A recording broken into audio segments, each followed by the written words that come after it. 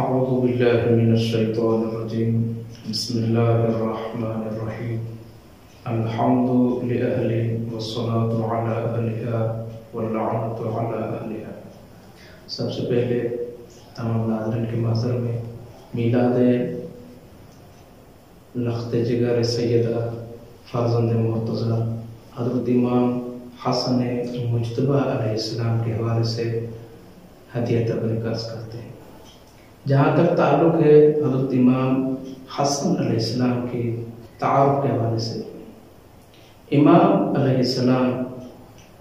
اس خاص صفت کے حامل ہیں کہ آپ علیہ السلام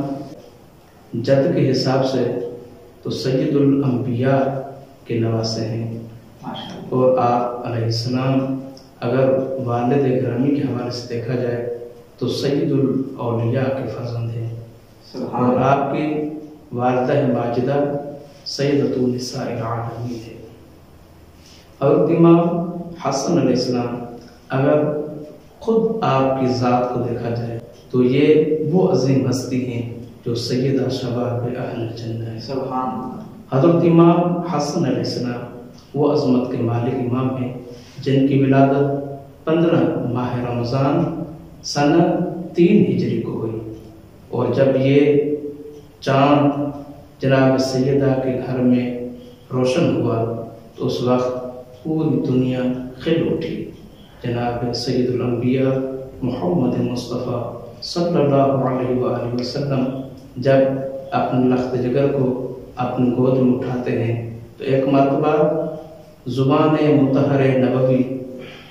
دہن مبارک حسنی میں دیتے ہیں، اور ایک مرتبہ رسول خدا امام حسن علیہ السلام کو زبان نبوی سے وہ علوم اور وہ فیوز منتقل کرتے ہیں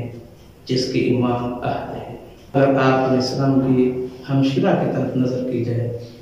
تو سر فہرست وہ ہمشیرہ جناب سیدہ زینب سلام اللہ علیہا کا نام آتا ہے کہ جنہوں نے کربلا کے اندر اور کربلا سے لے کر شام تک اسلام کو زندہ کیا، اسلام کو قوت بخشی، اور اپنے کردار اور اپنی گفتار سے اس طرح اسلام کو زندہ کیا کہ تا قیامت اسلام کی زندگی پہ ایک مہر لگ گئی۔ اور امام حسن علیہ السلام اگر اپنے عہدے کے حوالے سے دیکھا جائے، اپنے مرتبے کے حوالے سے دیکھا جائے، اپنے مقام کے حوالے سے دیکھا جائے تو حضرت امام حسن علیہ السلام اہل سنت کے نزدیک 5 نمبر پر خلیفہ راشد ہیں،